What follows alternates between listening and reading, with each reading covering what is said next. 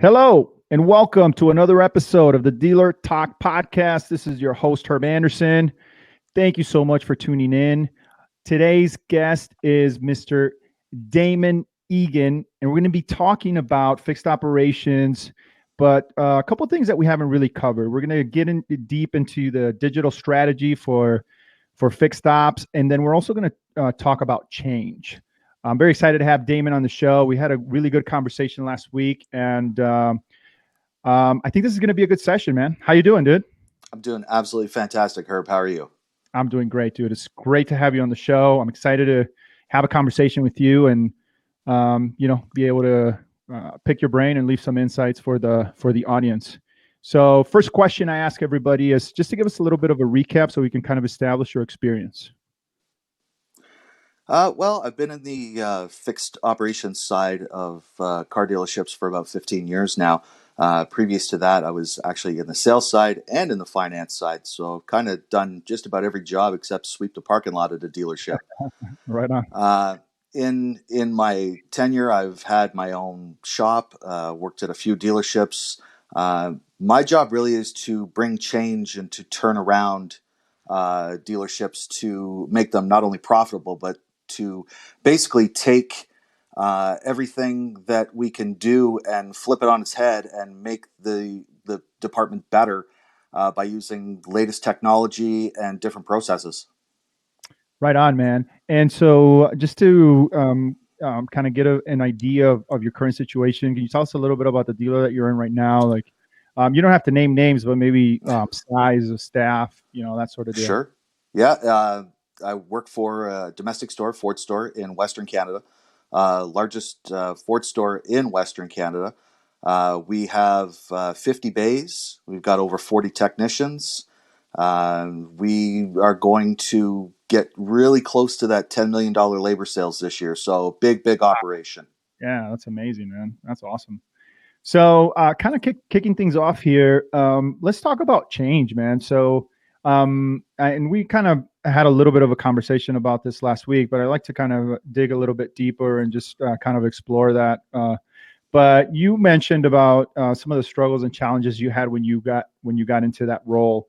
And I kind of wanted to talk about that so that we can, I'm sure that there are other decision makers, right, that are listening that are potentially in a similar situation. So, what is the first thing, or what are some things that we could leave for the audience when it comes to taking over and looking at changing things? Sure.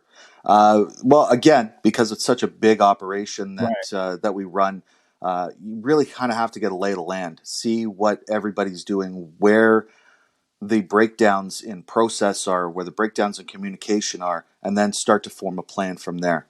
But I think more importantly than really instituting a lot of changes right off the hop is looking at what the culture is. You hear that a lot now in dealerships and in business in general, and that's culture. If you've got a bad culture, doesn't matter what change that you put in, it's not going to stick. It's not going to last. You have to get your team on your side and share your vision, but they've got to have a part of it. So when I got to my store, it was broken. We were losing money. Net to gross was zero and minus. Wow. And we turned it around to the point now where we're 48% net to gross now, which is a vision of the entire team.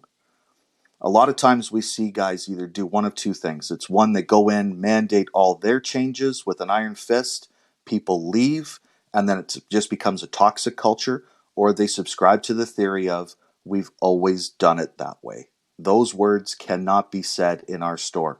We don't subscribe to the fact of we've always done it that way. I love that, dude. That's such a powerful mindset. You know what I mean? Because it's very easy to be like, hey, this is how we always do it, and not look for not prepare yourself mentally to look at things differently. So I think that's it's a way for you to be a lot more successful and to change things quicker. Kind of developing that thought a little bit, or your statement there. Mm-hmm. So what's the first thing you do? I mean, you take the first 5 months, 3 months, 90 days, and just kind of observe and see what your staff is. Kind of identify the people that you think are going to make it and the ones that won't. Or Yeah, I mean, really, what we did when I took over where I am now is we really developed a battle plan with the team, and it really started with setting what we value, what we wanted to accomplish, and how we wanted to do it. And then from there, we knew that people were going to drop off because they wouldn't share the vision, mm, they didn't believe in it wholeheartedly, and they didn't think it was possible. And that's where you're going to see people you don't have to fire. They're going to quit on their own. Now, I know, a week or so ago, you had my coach and mentor, Chris Collins, on, a very good friend of mine, and he has taught me an awful lot about the business and how it should work. One of the things that Chris does teach is minimum requirements for your team. And that's one of the first things that we imposed on our team was that there's minimum requirements to work at our job. Just like a pro athlete who signs mhm. a big contract, there's certain bonuses that they can attain by getting so many home runs or scoring so many goals.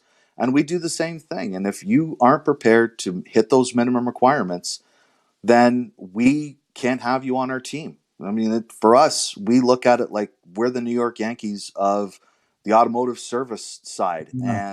and we want only A players. Yeah, dude. I mean, listen, it makes sense. It's not just in professional sports. I mean, I think that goes with everything. I mean, we always need to be looking ahead and moving forward, right? And the people, and sometimes some people just don't want to come along the journey, and that's fine. What would you say to those decision makers like yourself that are maybe afraid to lose people, right? Because especially in today's environment or in today's landscape, I mean, um, is it worth it? Yeah, I mean that's a great question, Herb. A lot of service managers that I talk to across the U.S. and Canada are really afraid of the technician shortage that's going on. I know it's more rampant in the U.S. than it is in Canada, but we still have it here. And a lot of people are afraid to lose those technicians, and they're afraid to make the wrong decision.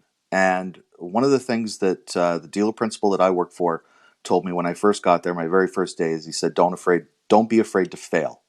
You cannot be afraid to fail. You have to try something, and if it works, great. If it doesn't, then we try something else. And I think that that's where a lot of either new managers coming in or experienced managers who don't know how to make that change are they're just afraid of failure, and we can't be. And we lost people along the way, good people and some not so good people, but it made our team stronger. It made them more cohesive, and now they work together as one symbiotic unit. Yeah, and I like that the minimum requirement deal also because like you said, I think that when you establish that, then you're going to have people that are just going to check themselves out because they're not willing to do those things. You know what I mean? Well, completely, and that's exactly what happens as soon as you start instituting that. Here's your minimum requirements as a technician. We need this many hours from you, and from your service advisors, we need this much customer pay labor, or this many hours per RO.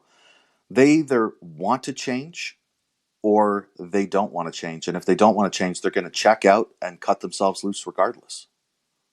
Yeah, no, totally.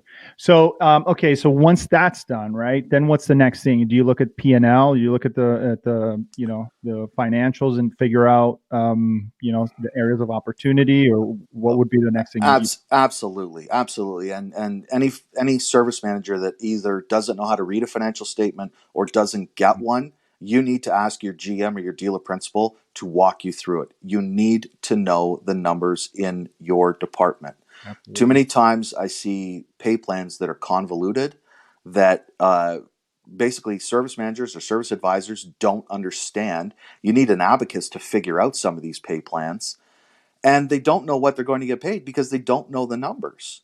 And all too often, I think what happens is that as managers, we are so afraid to show the numbers that our people feel lost. And what we do is in our store is that we operate on an air of transparency. All of my service advisors know how to read a financial statement.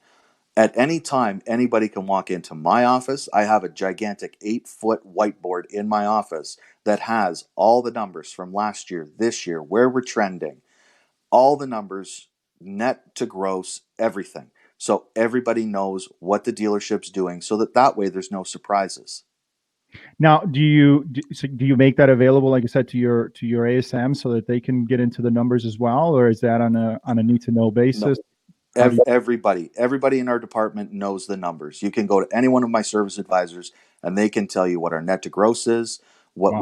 what our gross profit is, what our expenses are. Everybody knows what everything is. And that's why they're really confident in what they do, because they know what we're trying to achieve every day, every month, every year. And 99% out of 100, we eclipse the goal that we set out. Yeah, and I think there's something powerful in doing that, and that's to me that's trust, right? I think when you're able to show that to your team, I think it speaks volumes to them. Because I even have clients, man, that are super reserved with that, and I've tried to coach them on the importance of making that information available. But some people are just really reserved with that, and they're afraid at trusting that with a team. Um, so Yeah, well, you're exactly right. I mean, if you go into any dealer principal or general manager's office, they're going to have the financial statement on their desk. They're always looking at the looking at financial yeah, statement. So why doesn't the rest of the team have the ability to do so? We work there as well, and we have a vested interest in the company. If your service advisors are paid on commission, they need to know how much is going in versus how much is going out. If they're getting paid on net profit percentage as a manager, you need to know what the expenses are. You need to know how to read a financial statement. And that information has to be available and at your fingertips at all times for anybody. yeah, no, I totally agree. So kind of switching gears here a little bit, man, because Mhm. you run a pretty big operation, and I kind of wanted to pick your brain and hopefully leave some knowledge bombs, if you will, with with the decision makers that are tuning in. When it comes to like acquiring new people, whether it's technicians or advisors, like what is your current strategy? How do you get people on the right track and get them performing and becoming a contributing member of the team? It's a great question. So a lot of times what happens is with a lot of service managers, especially when they're looking for advisors, they will look for someone who has a DMS experience. Oh, we run Reynolds or we run CDK. So do you have experience in that? No, you don't. Well, I can't use you. Or Mm. do you have experience at all?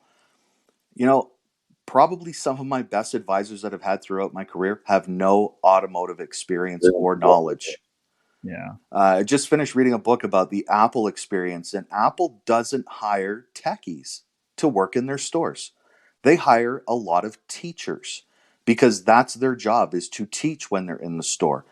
You can you can teach computer skills, you can teach the DMS, but you can't teach relationship building and people skills. Yeah, man. And really, that's what it comes down to. We create a culture of relationship building in our drive. Our drive is closed drive, so our advisors work by appointment only with the same guests all the time. It's not an open drive, it's not a free for all. They're relationship builders and customer collectors, as Chris said. But and it works. Like that is the way that it is that you have to be building those relationships with people and then earning that trust. Anybody can go, and we've all heard it, can do a wallet flush on somebody. That customer is never coming back. Yeah. And in today's economic downturn, and we're seeing car sales decline and decline, and the margin compression in the front end, we have to retain the guests that we have more and more. Yeah, no, totally. And let's talk a little bit about that, man. On the retention side of things, what are some of your strategies? Like what are you guys currently doing? Anything in particular that's working really well that you can share? Right. Yeah, we love technology at our dealership. We use a lot of technology both in the sales side. But the sales side is always the glamorous side. That's where those guys get all the cool toys to play Kind of. with. Yeah. Well, we've flipped that on its head at our place. The service guys get all the cool toys. So for retention, we use a lot of texting programs that are confirming appointments, confirming next appointments, sending out relationship surveys. We're using artificial intelligence to send out conversations for missed opportunities or declined work, for first appointments. We've seen our retention go up. We're about 70% Wow. with our retention because I mean, let's really call it what it is. We all know that service advisors will not make the calls on declined work unless the service manager is hovering above them. So we looked at it and said, okay, so if they're not going to do that, then let's find somebody who will. We have an AI assistant that sends out all the information to the guest about declined work or next service. Do you mind sharing who that is, just for the audience? Yeah, we're using a company called Conversica.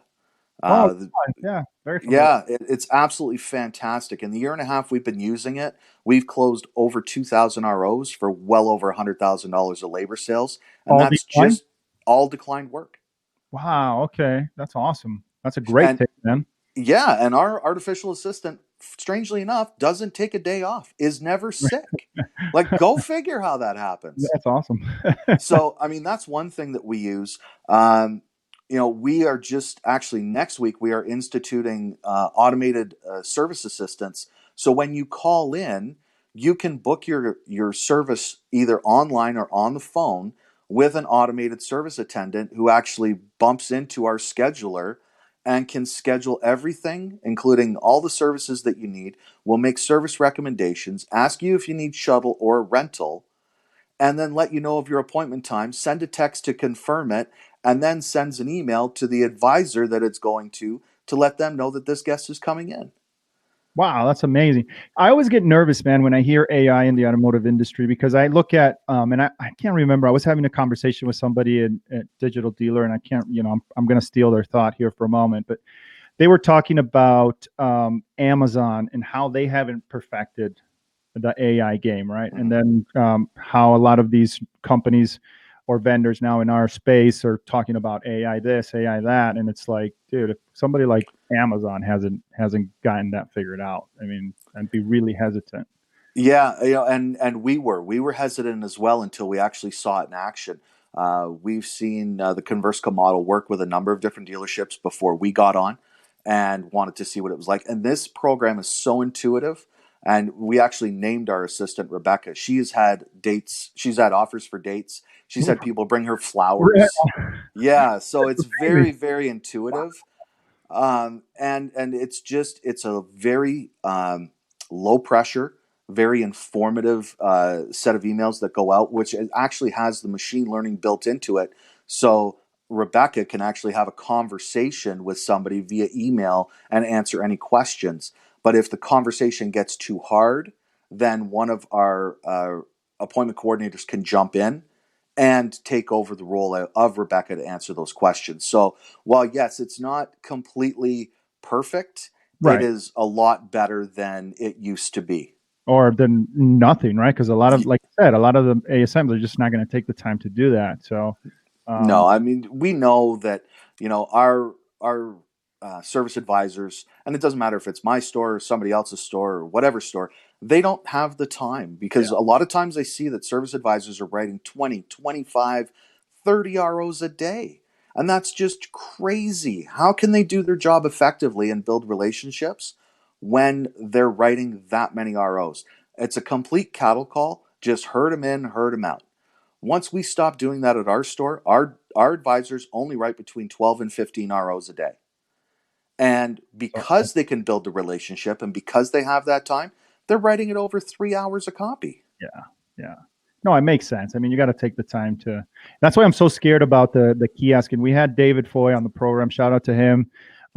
Really good episode. We were talking about the service department of the future, and that's one of the things that for I don't know. I mean, we'll see how it all plays out. But for me, it scares me because I would dread a service department that is not personalized, right? That doesn't Well, have human experience.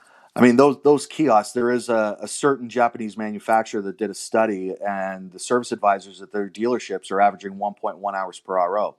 They've instituted 25 select dealerships with these kiosks, and they went up to 1.2. So is that just the kiosk doing a better job, or is it that the people aren't trained properly? Yeah, yeah, And man. that's really, I think, where we drop the ball is that we throw service advisors in to the mix and say, here, write ROs, and here's what you should know. and we don't give them any training. The sales department gets all the All training. the Here's the video, here's the live thing, here's this, here's that. all the toys, all the training, man. That's yeah. Exactly. And our people are mandated before they can even write an RO, they have to go through an extensive online training. Then they have to shadow. And then after that, and I think that they're ready because we role play a ton, then they get to go live on the drive. So they'll be a couple of weeks before they even talk to a customer. Dude, but why is that, man? Like, I don't know how it is, in Canada, but here, I think the statistic is 70 cents per every dollar. I'm sure it's got to be somewhere in that neighborhood. Spent stays, right? So why isn't the focus more there? And it costs $500 on average to get a new customer to come buy a car. Yep. You get to keep 70 cents of every dollar spent on the backside of the house. Yet it gets no training, no marketing budget, no technology. Why? Because service isn't sexy. Dude, That's plain and simple. We don't sell the cars. It's all, the dealer principals will tell you how many cars they sold in a month or a week or a day, but ask them how many ROs they wrote in a day. Ask them what their GP was on those ROs in a day. They can't tell you because it's not sexy. yeah. But realistically, when you think about it, we're running 100% absorption. We're running 70% gross profit on customer pay, over 30% net to gross. That's sexy to me. And those are the people that should be getting the training because our advisors will see more people in a day than a salesperson would in a week. Yeah. So we put them through extensive sales training. They're customer collectors, they're customer relationship makers, but they have to know how to sell. Yeah. No, they own the relationship long term, right? And the first car, what's that saying? The first car is sold in the front of the house. Every other car after that is sold in service. Exactly. Yeah, it makes perfect sense. It does. And all too often, we don't let the people, blossom into what they can be. Yeah. We just leave them to their own devices, and then they'll learn from somebody else that they've been shadowing and learn their bad habits. And then it's just a perpetual cycle. Yeah, totally, man. That's totally. I agree with you 100%, man. All right. So kind of not switching gears, but going back to something that you said earlier that I kind of wanted to develop, and, just kind of make sure that I understood it correctly. And if so, help us out with some information. So you said close appointments. Does that mean that you take zero walk-ins? No, we will take walk-ins, but like the sales department, we take them on an up system. So every day, all our advisors' names go on a board with the amount of appointments that they have. Person with the least amount of appointments is the first up when a walk-in comes in. All too often, I've heard in times that I've talked with other managers is that they say, well, we're booking 3 weeks out. We're booking, 2 weeks out, and we can't get people in. How is it that our team can manage to put through with 5 advisors 75 appointments a day, book for next day, and still take walk-ins? So is it that your process is broken, or that you just have lazy people?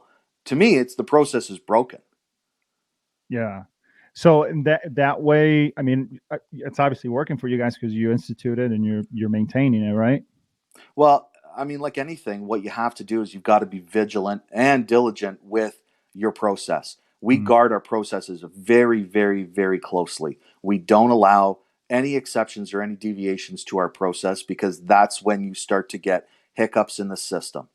And one thing that we actually assessed with the whole team is we went through the bottlenecks of the entire shop from the time that the customer drives in to the time that the vehicle leaves. Where's the bottlenecks? How can we improve efficiency? What can we do different? What strategies can we use to make it a better experience and a better flow for the advisor, for the customer, for the technician, all the way across? Love that, man. That's really, really cool. And kind of continuing that thought, how often do you check things? Because that's the other thing, right? Sometimes we implement these strategies, excuse me, they work for a minute, then we grow, right? Because the strategy worked. And we don't look at the processes, like you said, anymore. And then we start to run into declines and we wonder why, what happened? Everything was going so good. Well, Right. it's because we got to a place where we grew, but then we didn't change to accommodate for that growth, and now we start to revert, right? We start to go back. So in Exactly. your opinion, you know how do you check those things? How often should you check it? Like, what are your thoughts? Yeah, that's an awesome question. So what we do is we review all processes all the time, and they're always in a constant state of tweaking. Because we know, obviously, up here in Canada, now we're into getting close to winter. We got a little bit of snow on the ground already. So, I mean, now is going to be a busier time for us with winter tires. So we look at this, in August. Okay, when winter tire season happens, what are we going to do different to streamline the process to get people in and out and not be frustrated? So you've always got to be looking at what's coming and be proactive rather than reactive. A lot of times people say, well, January, February, it's a really slow time in our business. Doesn't have to be. If you took care of what needs to be taken care of in August for January, you don't have a problem. Last January, we were 127% better than the previous January. That just doesn't happen by accident, or a lot of people's cars just broke that January. That's because we strategically planned and made sure that our processes were in place so we didn't have a lull. Right on. Yeah, man. I mean, those things you got to be looking at that stuff constantly. Even if you implement something and you see growth, that doesn't mean that that's where it stops. You gotta check. You gotta always be looking for the next thing, and your processes always need to evolve and change because you get to a place of growth, and that means you need to change in order to continue growing. Otherwise, you're just gonna Well, stop. yeah, you stay stagnant. I mean, we could be we're very happy with the amount of business we have coming in. And like I said, we're gonna touch $10 million in labor sales this year, which is fantastic. Yeah, But what's 11 million look like? What's 12 million look like? What's $1 million month look like? We don't know yet, but we can get there. We just have to tweak our processes to make them better. exactly. But that's where it comes back to the phrase of we've always done it that way. Hmm. And when that happens, you're not going to have any growth. Yeah, man. I agree, 100%. So I wanted to cover this topic of recalls with you because I came from a Ford store myself, Ford store in Michigan. It's no longer there, but um, um, I've been having a lot of conversations about that. It's been an issue, right? Because you can't control that, right? It's not part No. of controllables. The only thing you can really control as a manager is CP, right? Hmm. But sometimes in specific brands like Ford, for example, um, you get a lot of recalls, man. So how do you balance that, especially in an operation as big as yours? Right. I mean, obviously, this year has been exceptionally hard with a lot of recalls coming through Ford. We have to do our best to manage it. Unfortunately, when it comes to recalls, we're at the mercy of the manufacturer. Right. Like take for instance this block heater recall that we have going on right now. Very, very prominent thing, especially here in the colder climates. People need block heaters for their cars. The factory is not providing enough of the parts needed to get that recall done as quickly as possible. We have to work diligently with people to make sure that we can get this done in a timely fashion, and that's where your processes have to be really tight. Hmm. Our people, we've got spreadsheets with people's names on them, and the availability of their parts. If somebody misses their appointment, the next person gets bumped up. We're being very proactive to getting people in. We dedicated technicians strictly to that recall, so then that way we can get more people in and out faster and they're not waiting, because we know that in this business, first off, people don't want to be in a service department anyway. It's worse than going to the dentist. But Yeah. at the fact that now we've got a recall and we can't get parts and we can't get this and we can't get that, we've got to do a better job to make those people raving fans of us and of the brand. So we dedicate as many resources as possible to make sure that those people are happy. Right on. So I was working exclusively with Toyota for the past 2.5 or so years, and obviously recall for them was a big issue as well. Yeah. And they were starting to get really creative, which I appreciated, like doing mobile visits and Hmm. things of that nature, where they would send people out to do it. Well, Or, and that's what we have to do nowadays. The business has changed. The business is evolving. So we've got to get creative. I know that there's a huge Honda dealer in Manhattan, and they actually send porters out to the customer's house via Uber, pick up their vehicle, bring it back to the dealership for service, and then drive it back out and Uber the porter home and just leave the vehicle in their driveway. So the customer doesn't even have to leave. We've got to get better and more creative and more customer centric. The days of leave your car with me and I'll get to it when I get to it, they're long gone. Yeah. Yeah. Now, do you take advantage of that traffic to try to generate some customers, maybe brand owners in your backyard that have never serviced with you and they're just showing up for the recall? Because Oh, sometimes when I'm having conversations with these decision makers, man, they talk about the recall customer as an annoyance almost, and I'm always like, dude, this is a perfect opportunity for you to gain a customer. Um, exactly. And all too often we hear the same thing. Customer comes in, oh, I'm just here for the recall. Great. We're here to build a relationship. So here's what we're going to do for you. When I go to Starbucks, yeah, I just want a coffee. But how many times do they offer me a pastry? right. Every single time. Yeah. So we've got to do the same thing. Nowadays, the manufacturers they're all about retention, retention, retention, retention from vehicles from 6 to 10 years old, getting more units in operation back to your store because we're losing 70% of those people to aftermarket shops. So we've got to do it better than everybody else and retain those guests. And if we've got people coming in that we haven't seen for years or we've never seen, but they're here for a recall, we're going to wow them with just how much we do for them, and they're going to want to come back. Love that, dude. That's the way. I want to be your service advisor for life. That's what I used to tell my customers. So, Well, we have a saying at our place. Everybody has a guy. I've got a money guy. I've got a appliance repair guy. And our advisors will tell their customers the first time, "I want to be your car guy." there you And go. and that's such a great line because that means that they've got that trust. Yeah, absolutely, man. For sure. I agree with that 100%. All right, so completely switching gears here. Now, I wanted to pick your brain on the advertising side of things, but in particular the digital side. And I Right. know, quick shout out to Mr. Chris Collins. Dude, I love that dude, man. Everything he's like on it, man. So, um, what and I know you have you worked with him and you guys you're a participant in some of his programs and things. Absolutely, yeah. So I just wanted to kind of get your take on effective strategies, effective digital strategies in particular. Just 50,000 view first, and then we'll kind of hone in. But what do you guys do? What's working for you? Why did you do it or start doing Okay. it? So most service managers will take what the manufacturer tells them to do with their emails or postcards or whatever. We don't do it. Not one iota, zero. Because frankly, it doesn't work. We provide value for the money, and if I have to discount it to get people through the door, those aren't the customers that I want.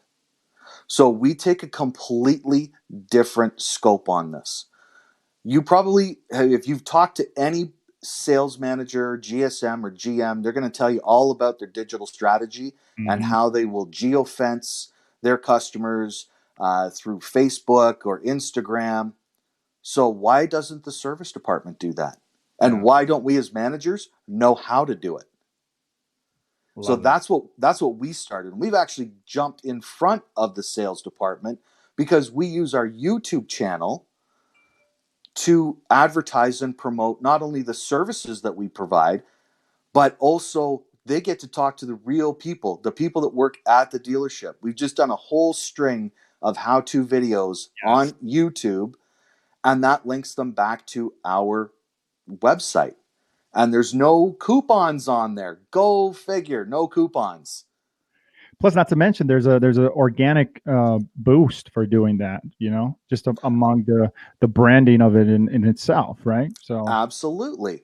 I mean, YouTube is really the last frontier as far as social media goes and being able to get your message out there quickly and to a lot of people. And it's not being utilized. If you go on YouTube right now and search how to put in an air filter, you're going to get it from the shade tree mechanic or the backyard guy, but you're not going to get it from a dealership. So what Sure. we've done is we've made these minute and a half videos on how to do this stuff because 80% of YouTube searches are how to searches. So now they see it, now they can either do it or bring it to us. That's so true. And I think I was it you that I was talking about my experience of when I bought a car and I try to connect the CarPlay. I think we Yep, mentioned that in our last conversation. Uh, exactly. Yeah. yeah, dude, I buy this car. I couldn't figure out the CarPlay system and how it worked. So I Mhm. go to their website and I tried it, nothing, right? So I go to YouTube to see if maybe they had some sort of nothing. I couldn't find it anywhere. It was an independent that had posted a video on how to do that. And I was like, dude, wow, this is crazy. Like Exactly. as a customer, I'd probably feel inclined to give that independent my business just because he solved this very frustrating problem for me. Of course. We're not as dealerships, we've got the most resources available for all these things that we can do, and yet we don't do it because we rely on the fact that we are a dealership. We are part of the manufacturer, so we automatically have credibility. Well, if that's the case, then why are all these older units from 7 to 10 years old going somewhere else? As soon as the vehicle's off warranty, it's gone. Yeah. So we need to get those people back. Yeah, for sure. So, do you do so? Obviously, I love the YouTube factor. Excuse me. And I actually checked out a lot of your videos, and like you said, a lot of it is how-to stuff, which I absolutely loved. So, what else do you do with that content? Do you post it on social media? Do you put it on your website?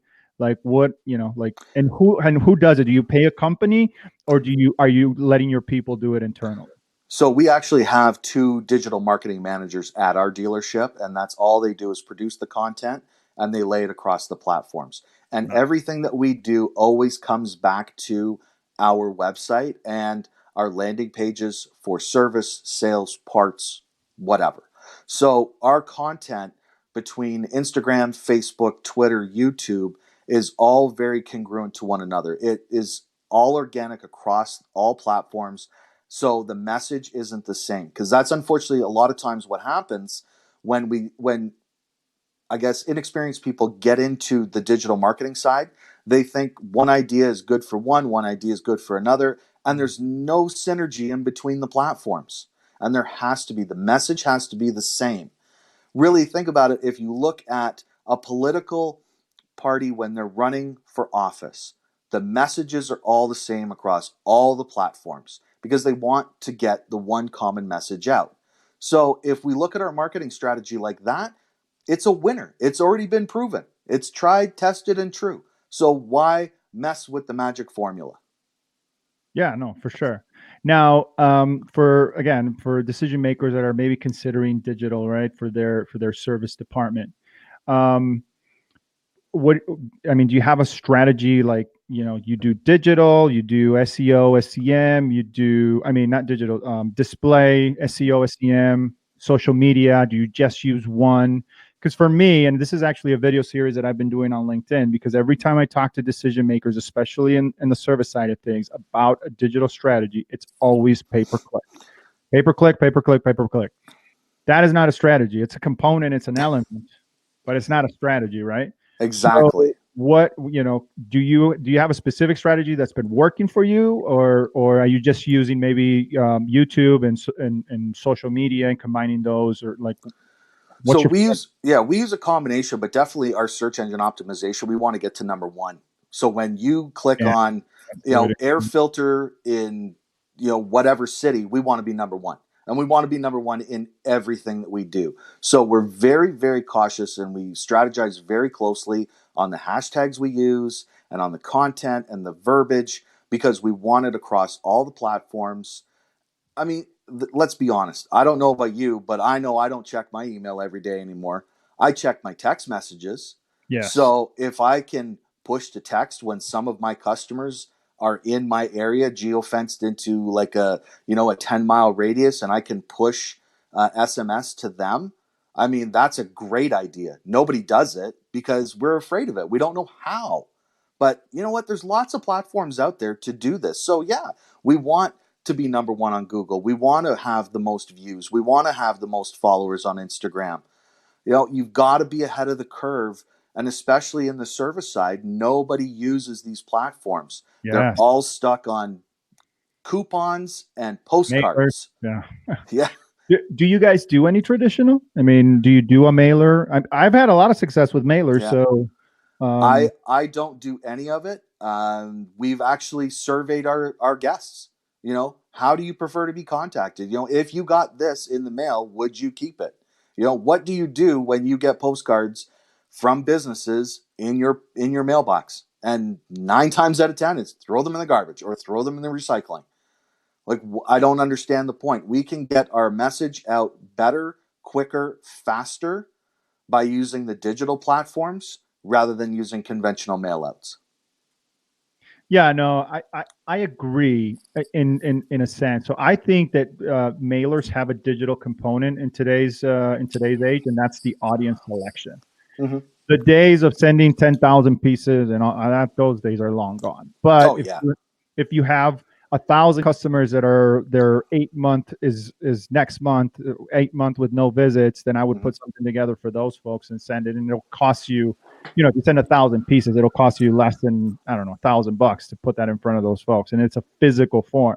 But the problem is that you can't just do the mailer and you can't just do the email. You got to do omni-channel, in my opinion. So multiple channels, same audience, with the same message, but the same look and feel. Like everything's got to be the same because that customer is everywhere in today's landscape, right? And so you have to be there too. You have to appear. Oh, absolutely. And I think in a non-traditional sense, mailers can work. We've had such great success on our digital platforms using, Twitter and Instagram, Facebook, and YouTube that we've got more than enough people coming through the doors, and we're seeing our new people coming through more because they're getting the message, and we're seeing the demographic actually go younger for these first and second time car buyers coming in because they've built a relationship with the dealership and that's how they prefer to be contacted.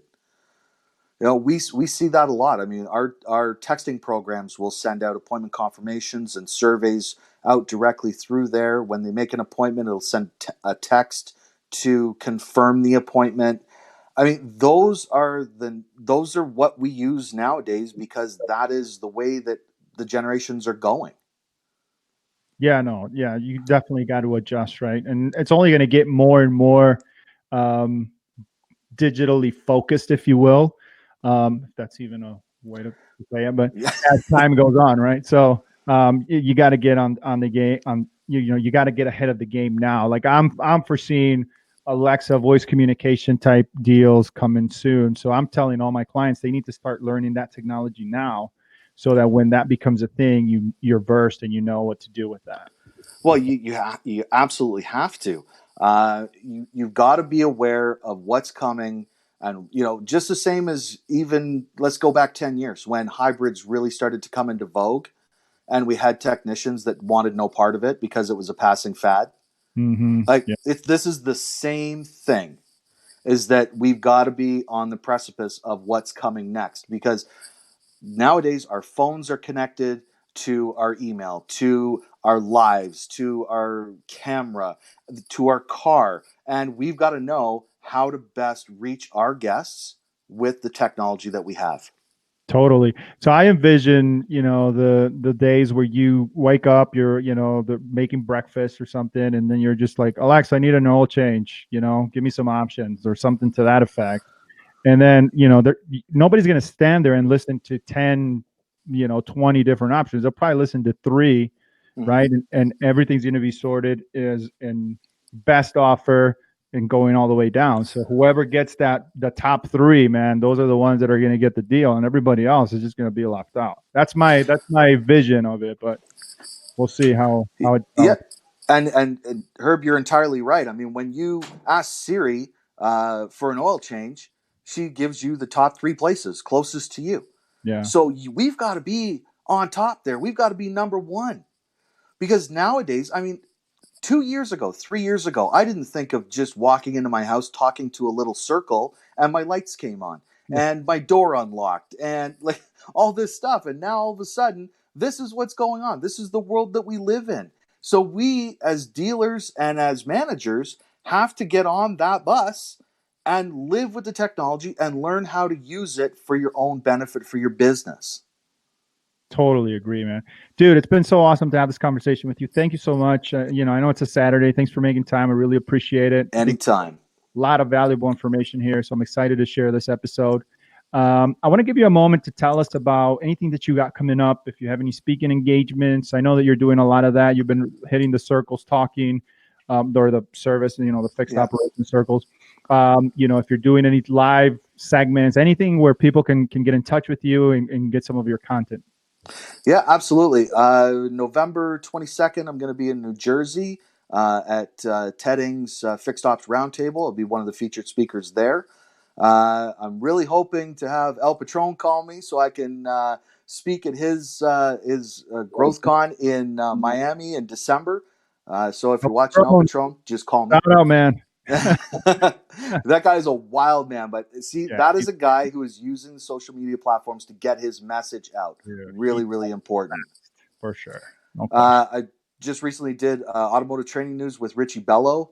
I will be speaking at the Chris Collins Top Dog in August 2020 as well. And it's going to be quite an event. I can't wait. As I said, Chris has been my mentor and my coach for 3 years now. And I tell you, that guy he's just out of control with what he thinks about and what he does. And he's just a class act.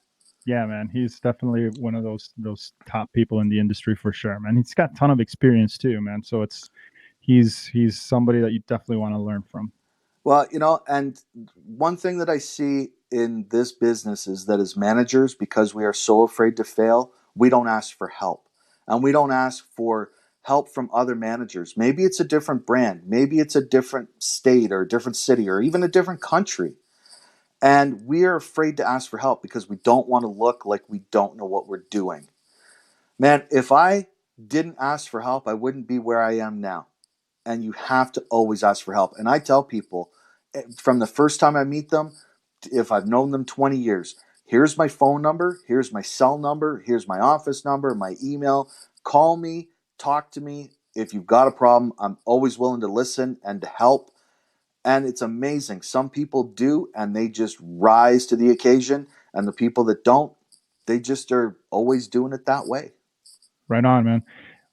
Hey, man. So that door in the back there kind of threw me off, man. Well, it is getting close to Halloween. Maybe you've got a ghost. Yeah, man. What's going on?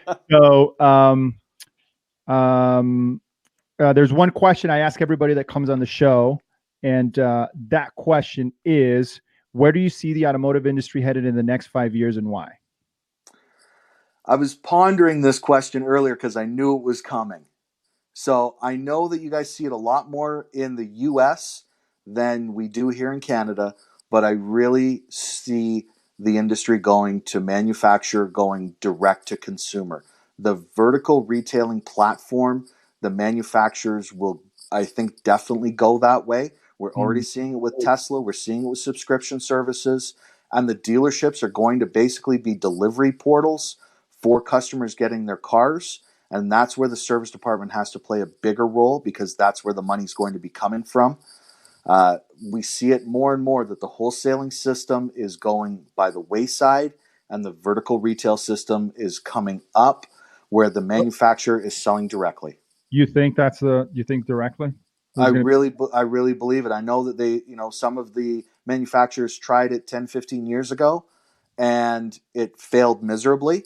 But I think we're in a different time now. I mean, look at Apple. Apple is a vertical retailer. They build their stuff for themselves. They sell it themselves. Yes, they wholesale it out, Right. but Best Buy or Circuit City doesn't have the same people coming through the door that the Apple store does.